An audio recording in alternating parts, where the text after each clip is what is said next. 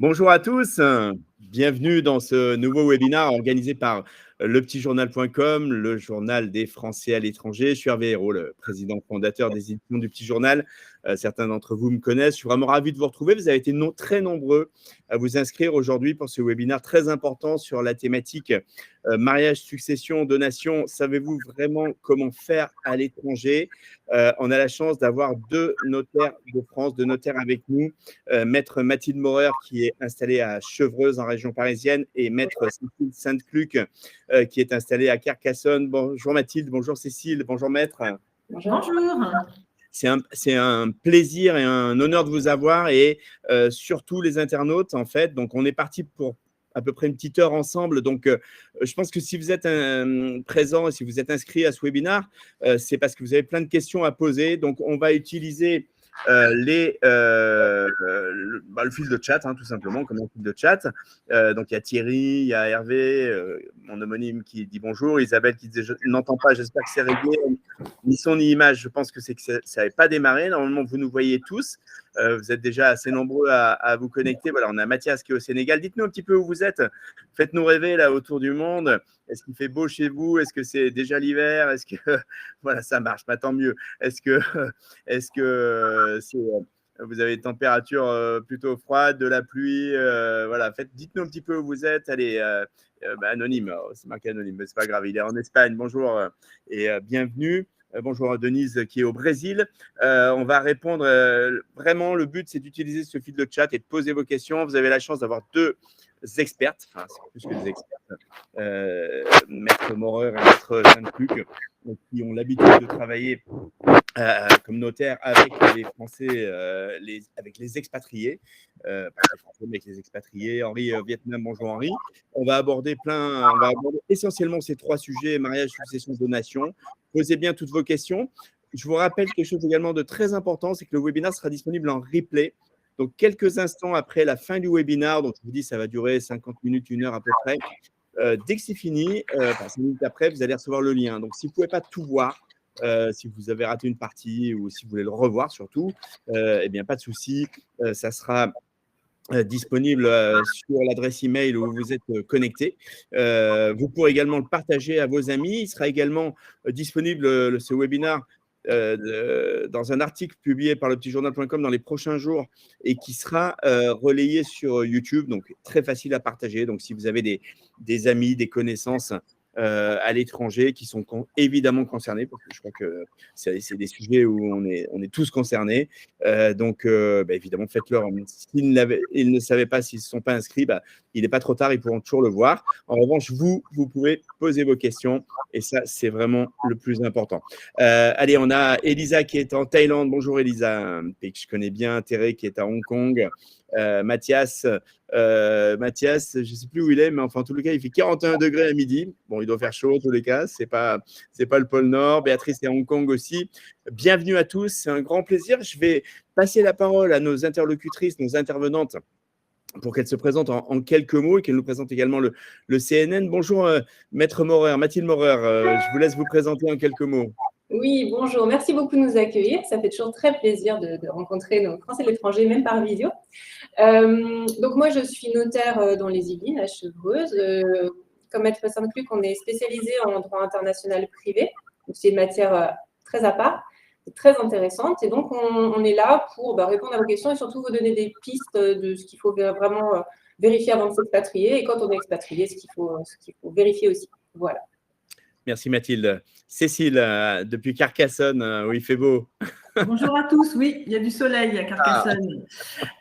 Écoutez, tout comme Mathilde, moi je suis spécialisée en droit international privé, notarial, donc notaire. Je travaille au quotidien avec des personnes soit qui décident de s'expatrier, soit qui sont expatriées, soit qui viennent de l'étranger. Donc je suis amenée à naviguer entre les règlements européens, les conventions internationales, pour donner des conseils en matière de transmission de patrimoine, donc puisque c'est le sujet qui nous intéresse aujourd'hui. Voilà, on va essayer de répondre à vos questions. Bien sûr. Peut-être juste un petit mot sur le CSN, donc le Conseil supérieur du notariat, parce que du coup, vous faites partie d'une profession réglementée. Et du coup, expliquez-nous, Cécile, un petit peu Oui. comment ça se passe avec le CSN.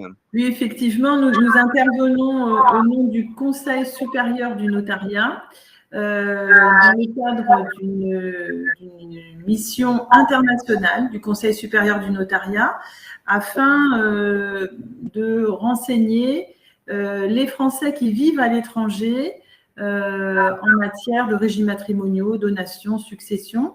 Et nous intervenons non pas à titre personnel, mais en tant que représentant des notaires de France.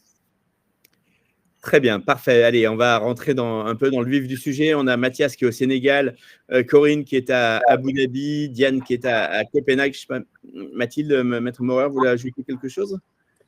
Peut-être en introduction, donc vous expliquer pourquoi c'est important de s'intéresser au droit international privé. Donc déjà, une petite clarification sur ce qu'est le droit international privé, c'est-à-dire qu'on ne connaît pas en tant que notaire français, nous on fait du droit français, on ne connaît pas tous les droits étrangers, il faut être très clair.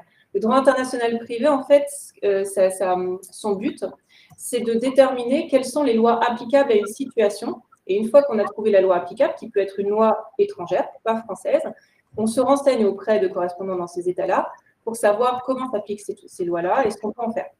Et à quel niveau on peut les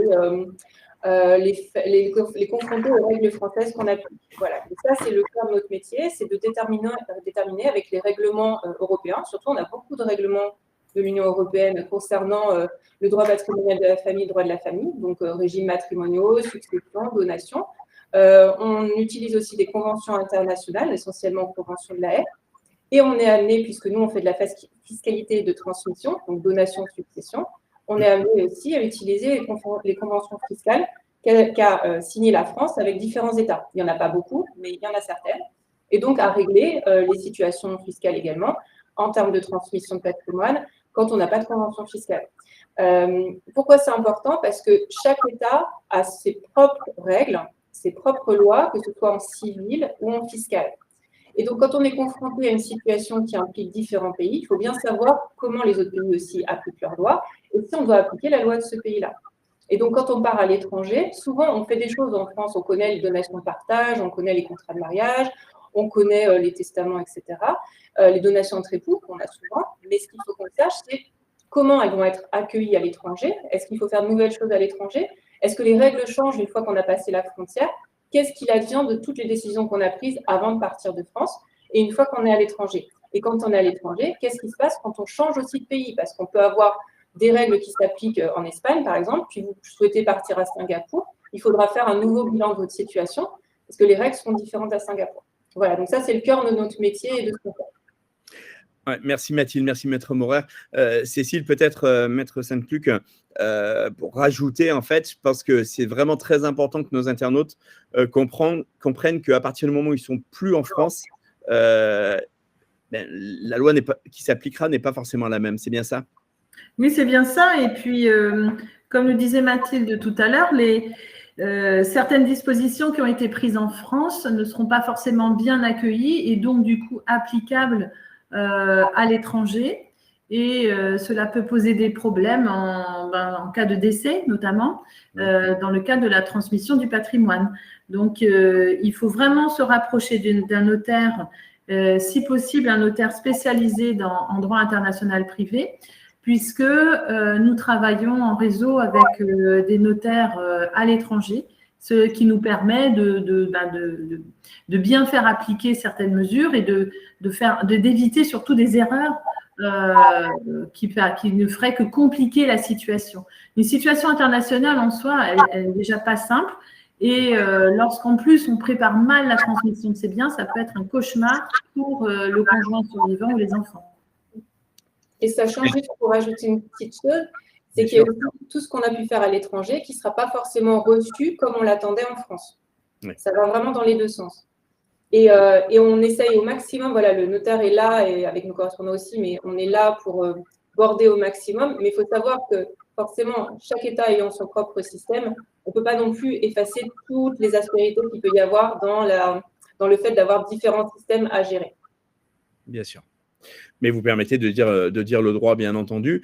Allez, on va démarrer avec les questions des internautes. Posez bien vos questions, les internautes. C'est vraiment un échange questions-réponses. Hein, c'est le but. Moi, j'ai quelques questions qu'on a préparées ensemble et ce n'est pas la première fois qu'on travaille sur le thème de ce webinaire parce qu'il est extrêmement crucial et extrêmement important. Mais je pense que le plus important, c'est que vous êtes concernés, vous avez des questions en fonction du pays où vous êtes, en fonction de votre situation.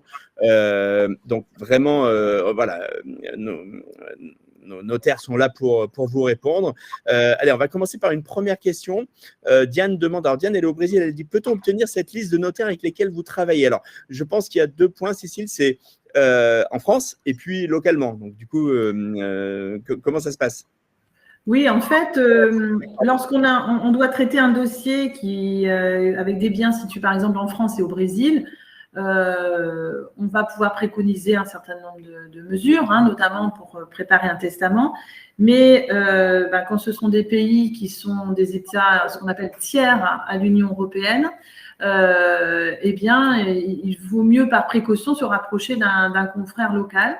Et donc après, c'est soit c'est du bouche à oreille. Selon les pays, il y a des notaires dans certains pays. Il y a des pays où il n'y a pas de notaire, donc ce sera des avocats ou des juristes avec lesquels on va travailler. On va leur demander qu'ils nous confirment que si on prend telle ou telle disposition, elle sera bien reçue et applicable dans le pays. Bien sûr. Alors, il n'y a pas de liste qui soit publiée officiellement pour répondre à la question. Voilà, chacun a ses collègues en fait de travail, avec lesquels on est en relation. Bien entendu. Thierry demande, Mathilde, est-ce que vous parlez bien de transmission de biens en France pour des gens non résidents? Alors, là, sur ce webinaire, et vu la spécialité de notaires et de notre lectorat, on va plutôt parler effectivement pour des personnes qui sont installées hors de France. C'est bien ça, Mathilde? Oui, on parle de transmission de biens, alors en termes de succession et de donation essentiellement. Hein. On fait aussi, on peut faire des ventes avec des non-résidents, il n'y a pas de problème là-dessus. Mais effectivement, il peut y avoir, en fait, quand on parle de transmission avec des gens non résidents, c'est essentiellement pour savoir quelle va être la fiscalité en cas de succession ou en cas de donation. C'est ça la question. Et c'est. Alors, je ne sais pas si vous voulez développer. Non, mais je pense que c'est là où est la spécificité, en fait. Et c'est un peu l'objet de ce webinaire, en fait. C'est que c'est très spécifique. Oui, c'est très spécifique. C'est pour ça on peut parler de transmission possible. Peut-être qu'il y aura des questions un petit peu plus précises. Oui. Mais là où il faut faire bien attention, c'est ce que je vous disais tout à l'heure. Il y a un point de vue civil, c'est-à-dire ce qu'on est capable de faire, à qui on transmet, comment on transmet et comment c'est accepté à l'étranger. Ou alors, si c'est transmis depuis l'étranger, comment c'est accepté en France. Mais il y a aussi la question fiscale. Et le notaire, on règle aussi les questions fiscales. Si on prend juste l'exemple des successions, par exemple, il faut bien avoir conscience que la France taxe très facilement les successions. En gros, il y a 3 possibilités en France pour être taxé dans le cas d'une succession. La première, c'est que vous avez le défunt qui est résident fiscal en France. Ça fonctionne aussi pour les donations. Hein. Les donations, les règles de fiscalité des donations et des successions sont les mêmes. Donc, en gros, soit vous avez le donateur ou le défunt qui était résident fiscal en France au moment de la donation ou du décès. Et dans ce cas, la France va taxer l'intégralité du patrimoine mondial. Alors, en règle générale, après, vous avez des conventions fiscales avec certains États. Vous en avez une trentaine en termes de succession et une dizaine en termes de donation. Donc, quand vous avez une convention fiscale, il faut bien vérifier sur quoi elle porte. Et les conventions fiscales sur les successions et les donations ne sont pas les mêmes que les conventions fiscales sur les revenus, sur l'impôt sur le revenu, impôt sur la fortune, etc. Donc, c'est des conventions très spécifiques. Et en dehors du cas où vous avez des conventions fiscales qui vous disent comment on taxe et comment on répartit entre les 2 États la taxation, c'est la France qui taxe tout. Et la France, donc quand le défunt ou le donateur est résident fiscal en France, la France taxe l'intégralité du patrimoine, même s'il se trouve à l'étranger. Si jamais vous n'avez le donateur ou le défunt n'était pas résident fiscal au moment du décès ou de la donation, mais que le donataire ou l'héritier ou les héritiers était résident fiscal en France et l'avait été pendant au moins 6 ans dans les 10 dernières années, le patrimoine transmis, où qu'il se trouve, sera aussi taxé en France. Et la dernière possibilité pour taxer en France, c'est si vous n'avez ni le défunt et les héritiers ou alors ni le donateur et les donataires qui sont résidents en France. Si le bien qui est transmis est un bien situé en France, la France taxe aussi. Alors, on a un petit mécanisme pour éviter les doubles impositions, mais qui ne marche pas dans tous les cas de figure. Mais en règle générale, voilà, la France, on peut voir qu'il faut juste faire attention sur la résidence, de qui est résident ou pas en France, sachant qu'en plus, la notion de résident fiscal en France, elle est assez large. Si on prend l'exemple assez commun où on dit j'ai déménagé dans un État, par exemple au Portugal, je suis à la retraite, j'ai déménagé au Portugal, mais par contre, l'essentiel de mes revenus économiques viennent de France, parce que toutes mes retraites viennent de France et que je n'ai pas de revenus au Portugal, je vais être considérée comme résident fiscal en France.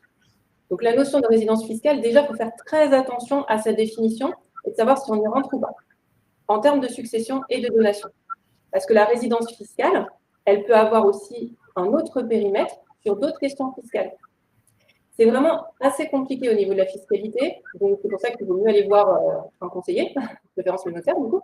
Mais voilà, il faut vraiment faire attention quand on est dans des configurations de fiscalité. Il y a d'abord la notion de résidence fiscale, l'impôt dont on parle, et ensuite qu'est-ce qu'on doit fiscaliser. Voilà, le périmètre de fiscalité. Très bien, merci Maître Maurer. Maître Sainte-Cluc, Cécile, on a 2 questions sur des cas assez concrets qui sont en Europe. Donc, il y a peut-être un élément spécifique, vous allez nous dire. Donc, c'est de la donation. Alors, les parents français sont expatriés en Hollande et ils ont des enfants français majeurs, mais ils sont tous non résidents français. Normalement, quel droit s'applique? Est-ce que c'est le droit en Hollande? Est-ce que c'est le droit français? Alors, est-ce que ça dépend également où est situé le bien, si c'est une succession, après si c'est une donation? Est-ce que vous pouvez nous dire?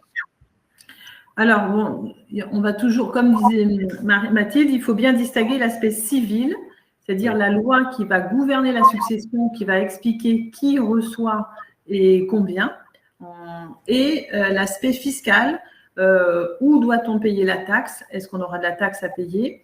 Et voilà, qui doit la payer et où doit-on déclarer? En ce qui concerne l'aspect civil, c'est-à-dire la loi applicable à la succession, là, on voit qu'on a une personne qui est résidente fiscale en France. Donc, en France, nous appliquons ce que l'on appelle un règlement européen sur les successions qui sont ouverts depuis le 17 août 2015. Ce règlement nous dit que, en l'absence de choix de loi qui serait effectué, par exemple, dans un testament, la loi applicable à la succession est la loi du pays de la résidence habituelle du défunt. Donc, puisqu'ils sont résidents fiscaux en France, on suppose que leur résidence habituelle est en France. À ce moment-là, c'est la loi française qui dictera qui sont les héritiers et quels seront les droits de chacun des héritiers. En ce qui concerne l'aspect fiscal, c'est-à-dire la déclaration que l'on doit faire, le défunt était résident fiscal en France, donc la déclaration sera taxable en France. Et pour les enfants qui sont résidents fiscaux en France, en Espagne ou en Belgique, ils feront la déclaration en France pour un bien immobilier. La France a signé des conventions fiscales avec la Belgique et l'Espagne pour éviter les doubles impositions. Quand on dit qu'il y a des conventions fiscales, c'est pour éviter que les gens payent des impôts à la fois en France et dans leur pays de résidence. Donc, voilà. Très bien, parfait. Merci pour… Je le voyais passer. Effectivement, il faut bien distinguer la résidence habituelle, civile, où est-ce que vous vivez réellement, et la résidence fiscale. Ce n'est pas la même chose. Vous pouvez avoir une résidence effective quelque part et être quand même résident fiscal en France. Donc ça, c'est vraiment 2 domaines différents. Et la définition de la résidence à ce moment-là, c'est 2 définitions différentes. Et on a nos internautes qui demandent, si je comprends bien, ce qui prime, c'est la résidence fiscale et pas la nationalité. C'est-à-dire qu'en fait, la nationalité… Alors, la nationalité en droit international privé, en tout cas du côté français et européen, elle a très peu d'incidence. Oui. Elle a une incidence, par exemple, tout à l'heure, Cécile vous le disait, en cas de choix de loi. C'est-à-dire que la succession, comme ça a été dit, on va la régler pour savoir, encore une fois, à qui reviennent les biens du défunt et dans quelle proportion. Nous, notaires français, comme d'ailleurs 25 États sur 27 dans l'Union européenne, on va regarder la loi de la dernière résidence civile. Où est-ce que vous viviez quand vous êtes décédé? Et c'est ça qu'on va appliquer. Et Et donc, qu'est-ce que je veux vous dire? En fait, je voulais dire qu'on pouvait faire un choix de loi, en fait.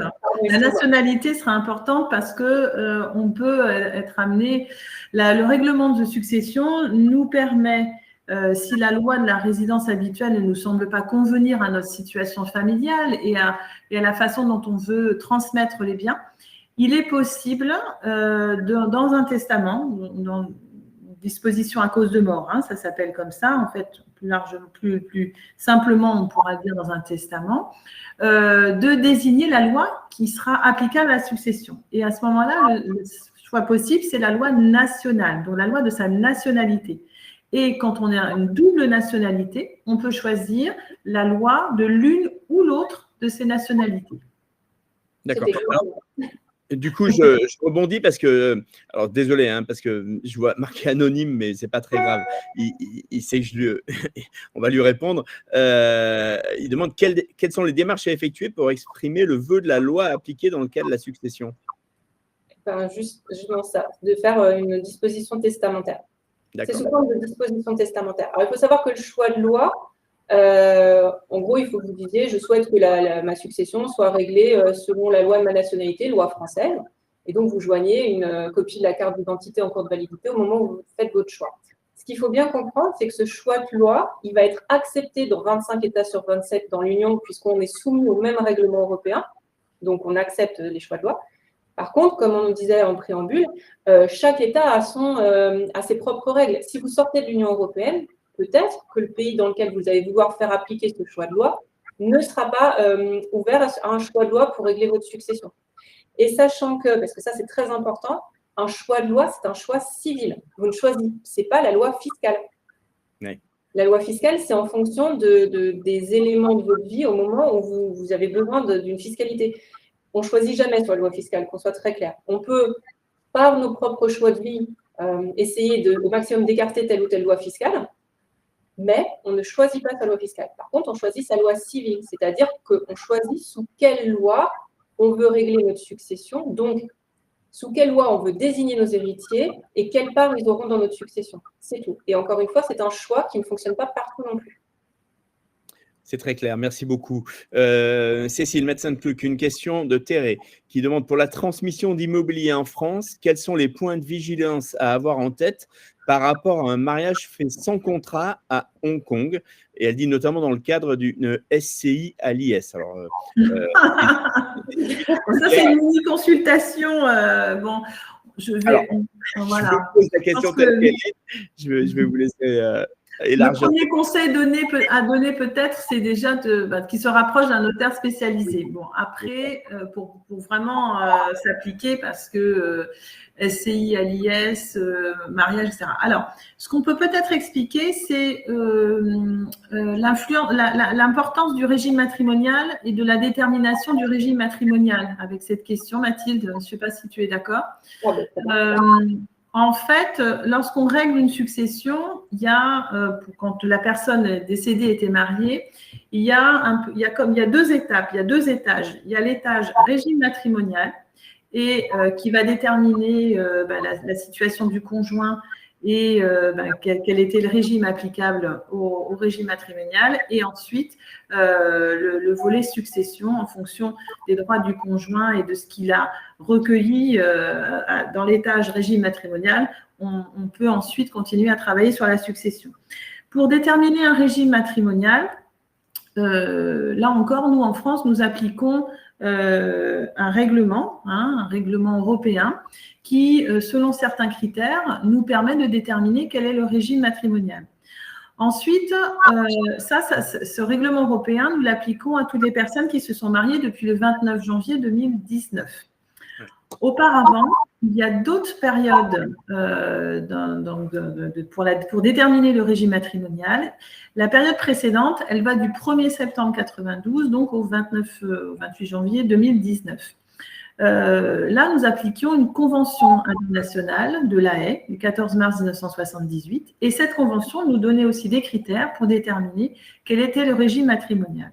Et encore avant, pour les personnes mariées avant le 1er septembre 1992, c'était la jurisprudence qui avait dégagé des critères d'application. Donc, Et là, on se rend compte, à travers les dossiers que nous traitons, que la détermination du régime matrimonial va être très importante pour déterminer déjà quels vont être les droits du conjoint survivant lorsqu'il y a un décès. Et donc, voilà, il ne faut pas négliger cette étape-là. Donc, pour la question du mariage à Hong Kong, etc., il faudrait déterminer la date, savoir à la date du mariage et voir s'il y a un contrat, pas de contrat. Pour les personnes, et après je te laisse la parole Mathilde si tu veux, c'est pour les personnes qui n'ont pas fait de contrat de mariage et qui vivent dans un contexte international, je vous conseille vivement de faire un point pour savoir quel est votre régime matrimonial et il est toujours possible d'y apporter des correctifs, de faire des déclarations maritales de façon à déterminer, à bien préciser quel est le régime matrimonial en fait et à le choisir. En fait. Et dans un contexte international, c'est presque encore plus important que dans un contexte simplement national. Oui, pour le coup, c'est très important dans le sens où c'est vrai que depuis qu'on a le règlement de l'Union européenne, donc qui s'applique depuis le 29 janvier 2019, en gros, ce qu'on va regarder, c'est la première résidence habituelle des époux pour déterminer leur loi matrimoniale. Donc, sous quelle loi ils sont mariés et donc, s'ils n'ont pas fait de choix, sous quel régime ils sont mariés selon cette loi. Mais il faut savoir qu'avant, donc comme on disait, entre 92, les personnes qui sont mariées entre 92 et 2019, le problème, c'est que dans la Convention de La Haye 78, on a ce qu'on appelle le changement automatique de loi, qui est assez perfide en fait. C'est-à-dire que sans s'en rendre compte, vous pouvez tout à fait avoir changé de régime matrimonial juste en ayant passé des frontières. En fait, on va regarder votre première résidence habituelle. Donc, par exemple, vous êtes marié en France, vous avez d'abord vécu en France, et là, pour le coup, la nationalité peut avoir un intérêt. Vous êtes marié en France et vous avez par deux Allemands. Deux Allemands se sont mariés en France. Première résidence habituelle, ils sont restés 3-4 ans en France. Nous, on va considérer, en appliquant la Convention 78, qu'ils sont donc mariés sous le régime légal français. Ils n'ont pas fait de contrat. Le régime légal français, c'est un régime de communauté. Donc, c'est le régime de communauté réduite aux acquis. Et il se trouve que ces deux Allemands, à un moment, ils décident de retourner vivre en Allemagne. Ils vont vivre dans un pays dont ils ont tous les deux la nationalité. Et bien pour nous, du côté français, on va considérer que du moment où ils ont passé la frontière et qu'ils s'installent en Allemagne, ils sont passés sous le régime légal allemand. Et imaginons que vous en avez un qui revient, enfin, ils reviennent vivre en France, d'accord, mais ils ne sont pas français tous les deux. Donc, en passant la frontière, ils ne vont pas revenir sous le régime français. Par contre, au bout de 10 ans de résidence en France, premier jour de la 10e année, ils repassent sous le régime légal français. Donc, la situation des personnes mariées entre le 1er septembre 1992 et le 28 janvier 2019, elle n'est jamais vraiment fixée du point de vue français. Encore attention, hein, nous, on vous parle trop du point de vue français. Il faut savoir qu'entre 1992 et 2019, on a une convention donc, qui s'applique également au Luxembourg et aux Pays-Bas. Donc, en gros, on va régler la situation, on va régler la chose de la même façon entre les trois pays. Mais pour tous les autres États, ils verront ça différemment et vous pourrez être mariés sous un autre régime selon leur point de vue. Hein. Mais pour nous, c'est un peu embêtant. Parce que du coup, vous pouvez changer plein de fois de régime en peu de temps. Et du coup, ce que disait Cécile, et c'est très important maintenant, de fixer votre régime matrimonial en faisant notamment une désignation de loi. Donc, soit en changeant de loi, vous avez le droit de changer de loi applicable à votre régime. Et dans cette loi, vous choisirez des restrictions. Hein, il faut que ce soit la loi nationale ou loi de l'État où vous allez faire la modification. Mais dans cette loi-là, vous pourrez même choisir à l'intérieur de cette loi le régime qui vous convient. Mais donc, quand vous êtes sur un régime, c'est entre ces deux dates, 92 et 2019, il faut voir avec votre notaire si ce ne serait pas quand même intéressant de fixer au moins pour nous votre régime définitif. Et donc, soit en faisant une confirmation de loi applicable à votre régime, en disant, oh là pour l'instant, c'est la loi allemande qui s'applique, nous, on veut rester là-dessous, et donc on désigne, on confirme, soit en faisant une modification de loi applicable à votre régime. Et ça, c'est important parce que vous voyez, vous pouvez être dans une situation où, au cours de votre vie, vous allez changer de régime matrimonial. À un moment, vous serez marié en communauté, donc si vous acceptez pour nous, c'est très commun. Puis ensuite, vous êtes marié en séparation de biens, et donc celui qui va financer, qui va acheter, ce sera le seul propriétaire, et en fait, vous n'êtes pas forcément au courant de ce que vous faites. Donc ça, c'est important au niveau des régimes matrimoniaux. Et c'est la même chose dans le cas d'un mariage réduit aux acquis. Oui, parce que ça, c'est le régime, en fait. Ce n'est pas la loi applicable. Ouais. Mais si vous avez fait un contrat de mariage, par contre, le contrat de mariage, c'est bon. Là, il n'y a pas de choix de changement de loi, mais il faut avoir fait un contrat. Donc là, ça concerne vraiment ceux qui se sont mariés entre 92, surtout entre 92 et 2019, qui n'ont pas fait de contrat de mariage. Parce que là, vous êtes soumis, du coup, à comment on détermine votre régime matrimonial, et on voit qu'il peut changer. Donc, ce n'est pas très confortable non plus, surtout en anticipation successorale, par exemple. C'est pour ça que je disais tout à l'heure que même si on n'a pas signé le contrat de mariage avant de se marier, parfois il peut être judicieux de signer une déclaration pendant le mariage pour bien préciser et fixer le régime matrimonial. Il n'est pas trop tard en fait. Non. C'est effectivement très bon à savoir. Allez, on est à peu près on est à la moitié de ce webinaire qui est passionnant. Merci Maître Maurer et Maître Sainte-Cluc pour vos éclairages. On a pas mal de questions des internautes, tant mieux, on est là pour ça. On va continuer. Donc, les internautes, posez bien les questions sur le chat. On va essayer de répondre à tout le monde. Vous êtes nombreux, il y a beaucoup de questions, tant mieux. Je vous rappelle que ce webinaire sera disponible en replay quelques instants après la fin du webinaire, donc dans à peu près une grosse demi-heure. Sur le mail sur lequel vous êtes inscrit, vous aurez le lien. Vous aurez également la vidéo sera disponible sur YouTube. Voilà. Donc, si vous avez raté le début ou si vous n'allez pas pouvoir voir la fin, posez vite vos questions. Mais en tous les cas, vous pourrez le revoir, le partager également à vos connaissances.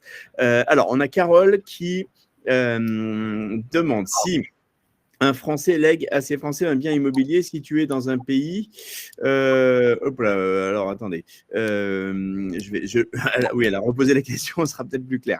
Donc, elle veut léguer à ses enfants un bien immobilier situé. Carole, elle est binationale franco-italienne et elle demande quel droit de succession va s'appliquer. En revanche, je ne sais pas où est le bien. Je suis désolé. Donc, je ne sais pas si c'est très précis comme question. C'est un bien J'imagine en France, mais prenons en France. C'est un bien immobilier que vous avez dit, il me semble. Oui, un bien immobilier, absolument. Parce qu'on a une convention fiscale avec l'Italie, justement, sur les successions. D'accord. Et en principe, la convention renvoie à l'état de situation du bien pour la taxation des biens immobiliers dans les successions. Donc, c'est important de voir. Le bien est en Italie. Elle a indiqué que le bien était en Italie. Ah, d'accord, pardon. Oui, c'est ça. Donc, c'est l'Italie qui est censée taxer. Ce qui n'empêche pas qu'on doit faire une déclaration en France. Il faut la faire. Mais pour ce bien-là, sachant qu'il y a sans doute d'autres biens dans la succession qui seront peut-être renvoyés vers la taxation française par la Convention. Mais en règle générale, dans les conventions, la taxation est en général réservée à l'état de situation des biens immobiliers. Oui. Donc ça, c'est le point de vue fiscal. Mais après, au niveau de la loi applicable à la succession, c'est-à-dire la loi qui va dire qui a quoi, etc., quels sont les droits de chacun. Si c'est quelqu'un qui réside en France de façon habituelle, ce sera la loi française, sauf si elle a fait un choix en faveur de sa loi, de la loi italienne, puisqu'elle est binationale. Donc, si elle a fait un choix en faveur de la loi nationale italienne, à ce moment-là, ce sera la loi italienne qui dira quels sont les droits de chacun. Parfait. Thérèse demande une précision. Elle demande par rapport au régime matrimonial par désignation, comment ça se passe? Est-ce que les deux époux doivent signer quelque chose avec un notaire? J'imagine que oui. Oui, c'est toujours un contrat qui est signé par les deux époux. Et devant le notaire. Très bien. Thierry demande comment on compare juste le régime de communauté suivant les pays. Alors, j'imagine qu'il est dans un pays. Alors, je ne me rappelle plus où il est, Thierry, mais du coup, il se dit peut-être que est-ce que c'est plus avantageux, moins avantageux. De la même façon, il faut consulter un notaire. Oui, parce qu'en fait, il y a… Pardon, vas-y. Non, vas-y. Non, en fait, le régime nous, on connaît le régime de la communauté. Nous, en France, la communauté, elle est réduite aux acquets, c'est-à-dire aux biens que l'on achète ensemble.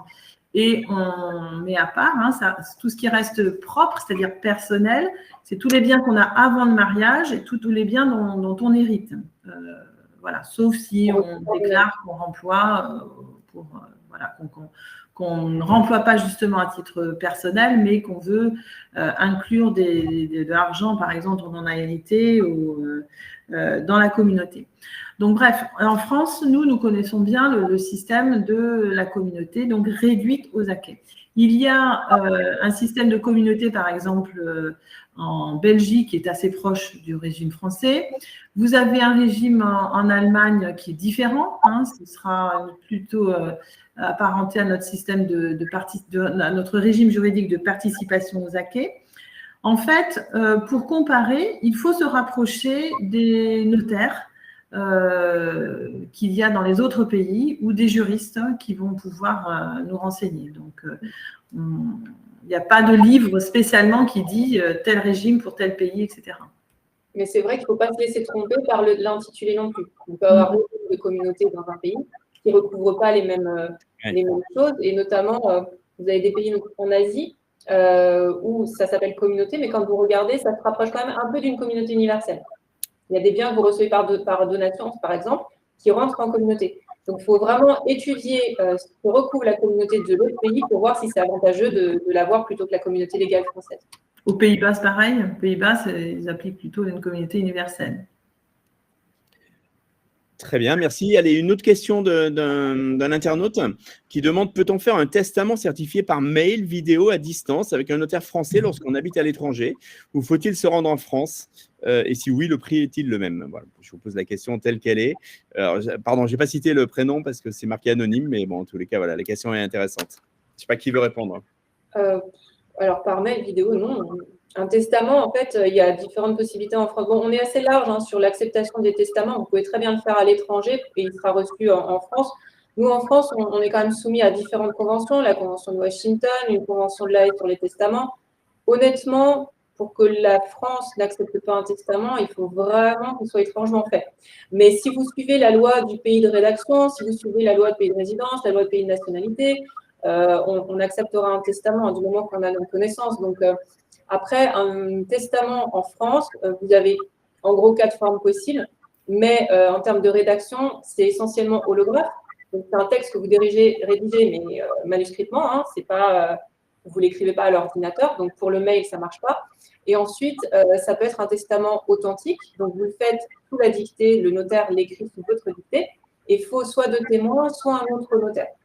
Donc là, on n'a aucune forme qui pourrait convenir en mail ou vidéo. On fait pas ça. Enfin, non, ce que vous pouvez faire en visio, c'est la préparation. Vous pouvez vous mettre en rapport avec un notaire français, par exemple, et faire une réunion en visio pour le préparer. Et après, selon si vous rentrez en France ou pas, il faudra voir sous quelle forme vous faites le testament. Si c'est dans le pays dans lequel vous résidez, il faut le faire sous une forme qui sera acceptée par ce pays, reconnue dans ce pays. Et si vous rentrez en France, vous pourrez le faire sous une des formes françaises. Et alors, non, laissez Maître Morin. Non, c'est la personne, par exemple, si vous le faites holographe, c'est-à-dire manuscritement, c'est à vous de le déposer. Il n'y a pas quelqu'un qui peut passer pour le déposer à votre place, en fait. D'accord. Et est-ce que, alors, je rédige mon testament en France, ou en tous les cas, je passe avec un notaire en France, une de vous deux, par exemple, pour le certifié. Est-ce qu'il est à tous les coups valable à l'étranger, si je décède à l'étranger? Pas toujours. Vous avez des pays, justement, qui ne sont pas forcément soumis aux conventions de La Haye ou à la convention de Washington. Il y en a très peu, d'ailleurs, à la convention de Washington. Et qui exigent, il me semble, sauf erreur, je vérifierai, mais il me semble que le Portugal, il faut qu'il soit authentique. Donc, en gros, si vous rédigez un testament holographe en France, peut-être qu'il ne sera pas reçu forcément au Portugal. Alors, bien que le Portugal, maintenant, soit quand même soumis au règlement de succession aussi, donc ça élargit les raisons d'accepter un testament holographe.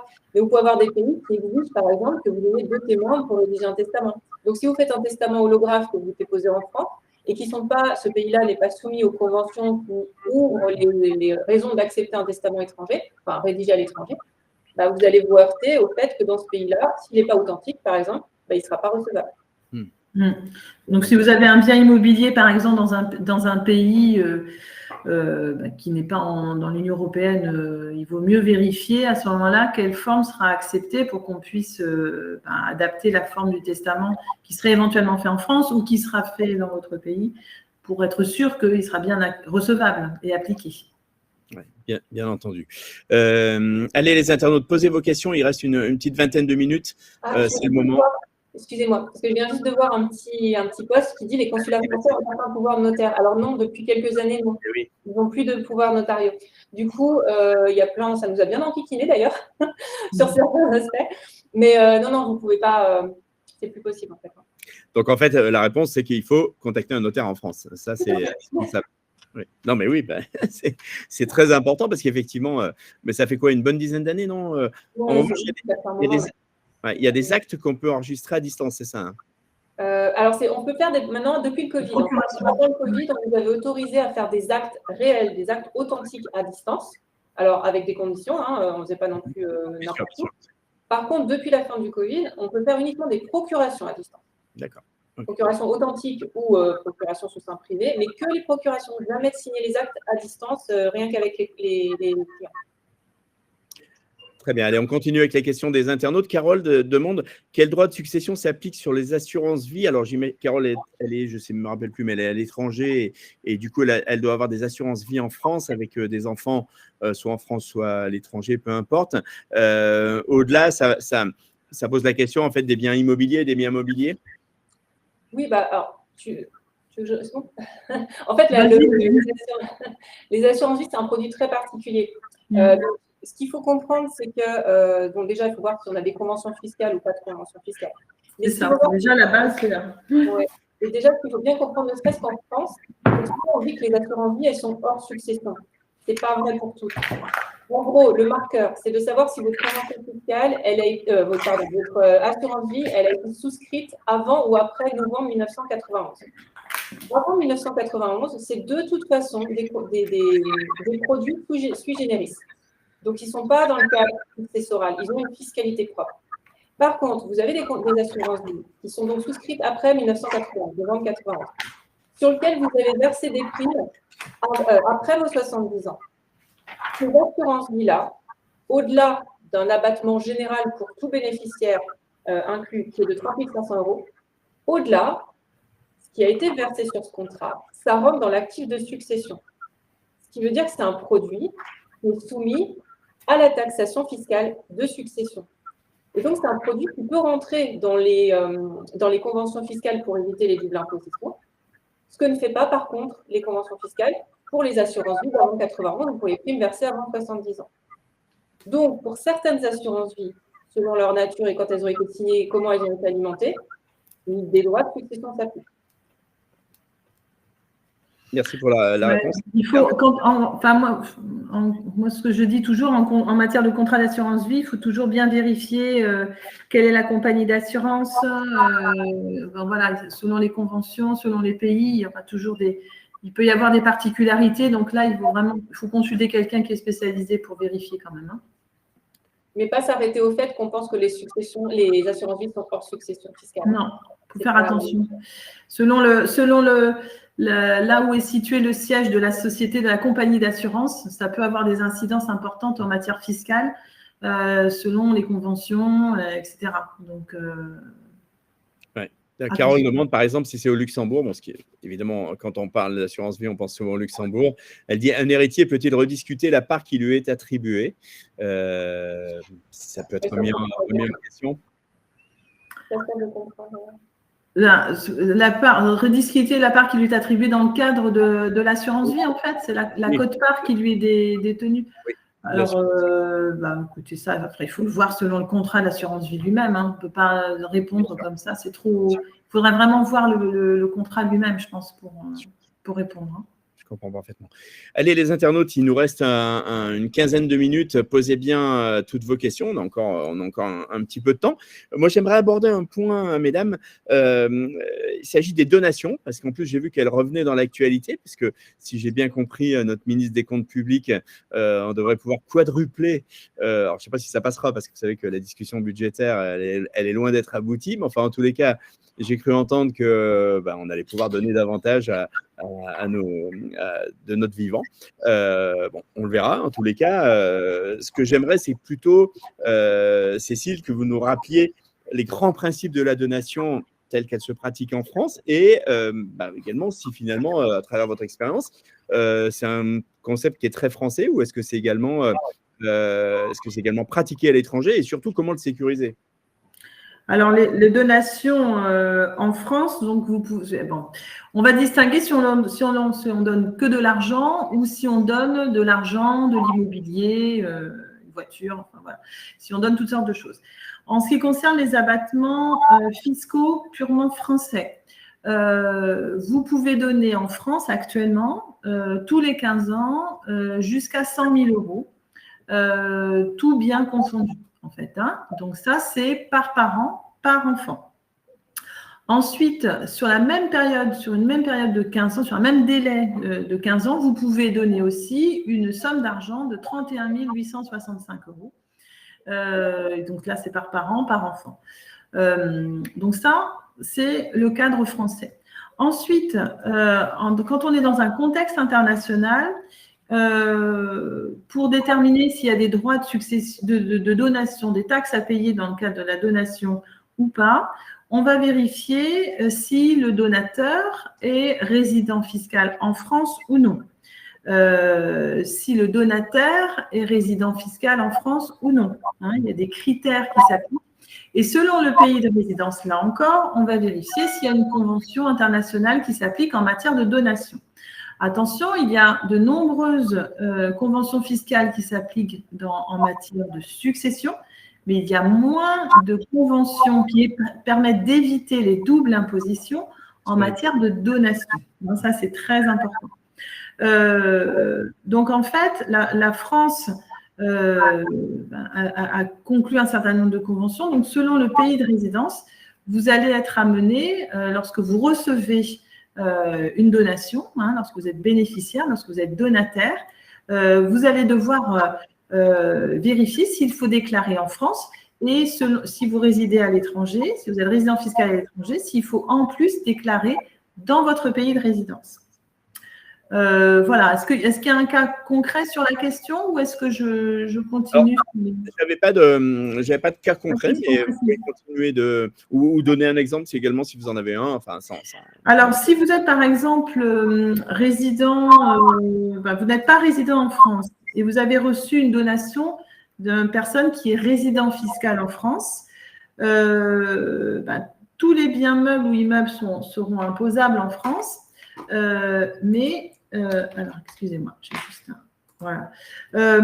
Donc, sont imposables en France tous les biens immobiliers, les parts de société, tous les fonds qui sont placés, etc. Donc là, il faudra faire la déclaration en France. Et encore une fois, s'il n'y a pas de convention qui évite la double imposition, vous pouvez être amené à faire une déclaration dans le pays dans lequel vous résidez également. Voilà. Ensuite, si vous n'êtes pas résident et que vous avez reçu une donation d'un bien immobilier situé en France, eh bien, là, à ce moment-là, la France la succession la donation sera imposable en France pour les biens immobiliers qui sont situés en France. Donc ça, c'est important. Il faut vraiment être vigilant. Ce n'est pas parce qu'on est deux non-résidents qu'on n'aura rien à déclarer et éventuellement à payer en France. Et il y a deux petits points aussi. Le premier, c'est que, comme a dit Cécile, on a des conventions fiscales en matière de succession plus nombreuses. Il y en a 3 fois plus, il n'y en a pas énormément, il y en a une trentaine. Il y en a 3 fois plus que les donations. Donc, parfois, il peut être plus intéressant. Par exemple, vous avez l'Espagne. L'Espagne, on a une convention avec elle en matière de succession, mais on n'en a pas en matière de donation. Du coup, ça peut parfois être intéressant. On veut pouvoir transmettre plus tôt, mais ça peut être plus intéressant d'attendre la succession où on sait qu'on n'aura pas de double taxation, plutôt que de faire une donation où on sait qu'on aura une double taxation. Et la deuxième chose aussi à dire, c'est au niveau des donations. Donc, comme vous a rappelé Cécile, en gros, on peut être taxé très facilement. Il suffit que soit le donateur, soit le donataire soit résident fiscal en France. C'est comme pour les successions. Soit vous êtes aucun de vous, mais résident fiscal en France, mais le bien est situé en France. Ça peut être un compte situé en France, de l'argent venant d'un compte français. C'est un bien situé en France, vous allez être taxé par la France et potentiellement doublement par le pays où vous résidez. Mais ce qu'il faut savoir, c'est que quand vous êtes non résident du tout, vous habitez, je ne sais pas, à Singapour tous les deux, vous habitez à Singapour, votre fils habite aux États-Unis et vous lui donnez de l'argent qui provient d'un compte aux Pays-Bas. Il n'y a rien qui relie à la France, on est bien d'accord.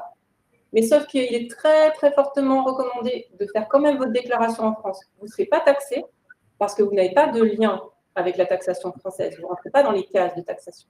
Mais si un jour vous revenez, parce que du coup vous êtes expatrié, vous revenez et vous vivez en France, au moment de votre succession, la donation que vous avez faite, qui à l'époque n'était pas taxable, parce qu'aucun de vous ne résidait en France, elle devient taxable. Parce que le défunt, quand il décède, il est résident fiscal en France. Et donc, dans le cadre des successions, on réintègre les donations qui ont été faites. Et cette donation, vous ne l'aurez jamais déclarée en France, on n'aura jamais pris date, Et du coup, pour l'administration fiscale, elle n'aura pas été déclarée. Et donc, peut-être que vous l'aurez fait il y a plus de 15 ans et qu'elle aurait très bien passé sous les radars, sauf que là, vous avez bien la déclarer. Donc, même si vous n'avez aucun lien aujourd'hui avec la France et que vous donnez un bien qui n'est pas situé en France, faites quand même votre déclaration. Vous ne serez pas taxé, mais la date de l'enregistrement de votre donation, elle sera faite. Et donc, on pourra vous permettre de bénéficier des exonérations. Et à ce moment-là, il faut faire la déclaration au centre des impôts des non-résidents. Hein. C'est un service spécial qui est dédié aux non-résidents, aux personnes qui ne sont pas résidentes fiscales en France. À Noisy-le-Grand. Donc, vous ne trompez pas les internautes. Merci pour ces précisions. Allez, on a la possibilité d'une toute petite dernière salve de questions. Donc, si vous avez des questions, c'est le moment parce qu'on va arriver après au terme de ce webinaire. Soyez pas timides, c'est le bon moment. Vous avez la chance d'avoir Maître Moreau et Maître Sainte-Pluc avec nous.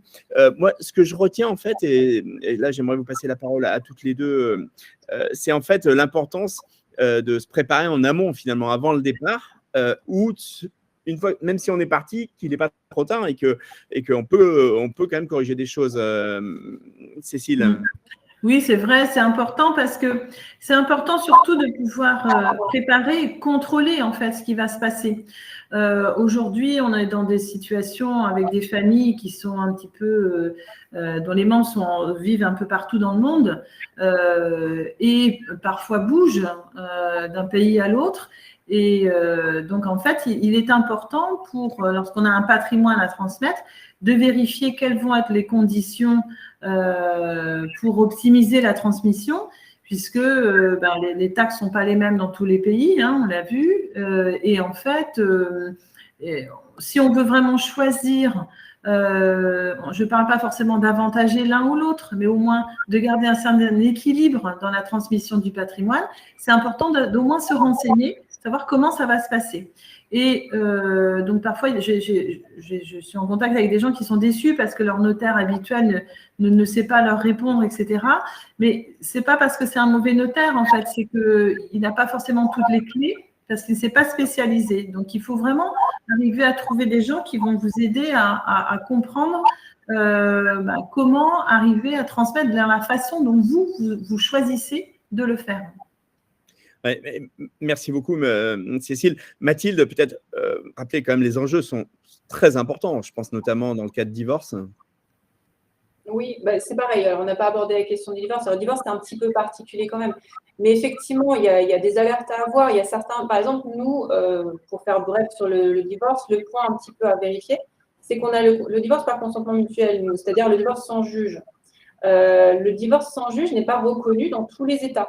Donc, parfois, si vous avez l'un d'entre vous qui a une nationalité différente, qui compte repartir dans son pays, ou que vous allez être amené à faire reconnaître votre divorce dans un pays étranger, par exemple, il faut quand même se méfier. Parce qu'il y a très peu d'États dans le monde qui acceptent le divorce déjudiciarisé. Et donc, dans cette configuration-là, même si vous voulez aller vite et que tout le monde est d'accord, etc., il est conseillé quand même de faire un divorce judiciaire. Parce que sinon, il faudra de toute façon en refaire un, ils accepteront pas. Voilà, bon, en gros, c'était l'alerte parce qu'on n'a pas trop de temps, mais effectivement, tout est ce que je voulais juste rajouter par rapport à tout anticiper. Effectivement, il faut toujours bien aller voir votre notaire avant de partir. Allez le voir même quand vous êtes à l'étranger et que vous voulez faire des opérations, ou vous êtes à l'étranger et que vous allez changer de pays, parce qu'encore une fois, les règles changent.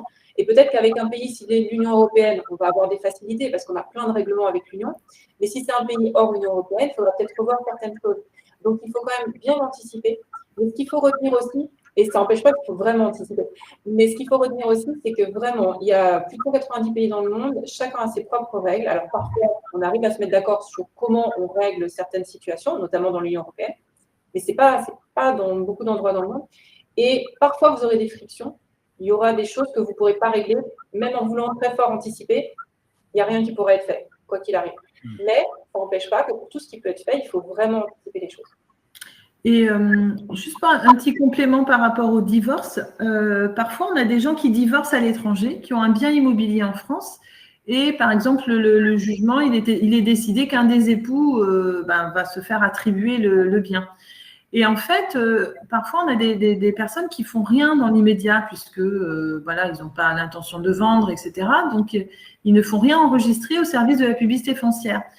Et malheureusement, lorsque la personne décède et n'a rien fait enregistrer dans la publicité foncière, nous, on est obligé de régler les choses. Donc, s'il y a un divorce qui est prononcé à l'étranger avec une attribution d'un bien immobilier en France à l'un des deux époux, il faut vraiment contacter un notaire en France pour qu'il enregistre le partage et l'attribution du bien à un des deux époux. Sinon, ça peut compliquer les choses au moment d'une succession. J'ai eu un cas il n'y a pas très longtemps où justement rien n'avait été fait, les gens avaient divorcé, la personne est décédée. Il a fallu qu'il y ait un arrangement avec les enfants de la personne décédée pour que le conjoint qui s'est fait attribuer le bien puisse le vendre seul. Donc, voilà, c'est pour ça que c'est important, au moment où vous êtes en phase là, de la procédure de divorce et que tout a été réglé, de bien enregistrer pour le bien immobilier situé en France. On voit bien que toutes ces questions sont extrêmement importantes, cruciales, et qu'il faut vraiment s'en préoccuper parce que sinon, de toute façon, on se fait rattraper, si je comprends bien. Donc, du coup, il faut mieux s'en occuper en amont, s'en occuper quand on est à l'étranger si on ne l'a pas fait avant, et puis bien savoir finalement où on va, ou en tous les cas, ce qui nous attend. Hein, c'est ce que je comprends. Oui, c'est vrai. Oui, c'est ça. C'est exactement ça, parce que le problème, c'est que avec ces familles à géométrie variable, en fait, il y a beaucoup de paramètres à prendre en compte. Et il n'y a pas qu'un paramètre civil, il y a le paramètre fiscal. Et si on n'a pas bien anticipé les choses, on peut se retrouver avec des enfants qui vont payer des impôts en double. Donc, il faut bien vérifier où on va s'installer. Et avant de partir, c'est toujours intéressant de se renseigner en amont pour être sûr que le choix que l'on va faire ne va pas avoir de mauvaises conséquences par rapport à la transmission du patrimoine. Et quand on est aussi à l'étranger, de ce qu'on fait aussi à l'étranger. Si on prend un exemple qu'on a assez régulièrement, c'est les trusts. Et les personnes font des choses avec les trusts, avec des biens en France. Sauf que nous, on a une politique sur le trust qui est très particulière et on ne les reconnaît pas comme telles. En tout cas, pas tous. Et donc, on peut avoir des grosses conséquences. On a eu le cas sur une succession où les gens ne s'attendaient pas, où on a une énorme fiscalité. Mais les gens pensaient que c'était protégé par le trust. Ce n'est pas le cas. Ça dépend de la nature du trust. Donc là, faites très attention par rapport au trust et comment ils sont acceptés en France, parce qu'on peut avoir des grosses surprises, et surtout fiscales. Fiscalement, ça peut faire très mal. Donc, faites attention à ce que vous faites à l'étranger, où vous pensez c'est quelque chose de naturel. Aux États-Unis, ils font des trusts. Nous, on connaît par exemple le démembrement de propriété, ce qui n'est pas connu dans les pays anglo-saxons quand on a l'usufruit, la nue-propriété. Eux, ils favorisent un système comme le trust. Nous, on ne connaît pas ça. Du coup, on adapte. Et comme ça a été adapté, ce n'est pas favorable à ceux qui ont un trust ou ceux qui en bénéficient. En tout cas, la plupart du temps. Donc, il faut bien se renseigner par rapport à ce qu'on veut faire quand il y a des trusts, surtout aux États-Unis, en Angleterre. Très bien. Écoutez, merci mesdames. On arrive au terme de ce webinaire. Je ne sais pas si vous voulez rajouter quelque chose. Merci à tous les internautes qui étaient présents, qui étaient nombreux et qui ont posé toutes leurs questions. Comme je vous le disais, vous allez recevoir le lien du replay là, dans quelques instants sur votre boîte mail. Donc, si vous voulez le revoir, pas de souci. Vous pourrez contacter facilement nos notaires, bien entendu, et pour pouvoir régler vos cas particuliers, bien entendu. Vous avez bien compris à quel point c'était important. Et puis, écoutez, il y aura également un article dans les prochains jours dans le petitjournal.com que vous connaissez bien, avec la vidéo YouTube. Donc, n'hésitez pas non plus à la partager. Il y a certainement pas mal de vos connaissances qui peut-être n'étaient pas inscrits ou n'avaient pas le temps d'assister en live, mais qui pourraient être intéressés évidemment par le sujet. Je veux remercier encore une fois évidemment Mathilde Maurer et Cécile Sainte-Pluc, notaire. Merci beaucoup, mesdames. C'était un grand plaisir de partager encore une fois ce webinaire avec vous sur ce thème mariage, succession, donation. Savez-vous comment vraiment faire à l'étranger? Maintenant, on en sait davantage, même si je crois que ce qu'il faut retenir, c'est évidemment de contacter un notaire, une de nos notaires. Voilà, merci à toutes les deux. Merci à vous. Merci. Bonne journée, bonne soirée selon où vous êtes. Merci. Merci. Au revoir. Au revoir, merci.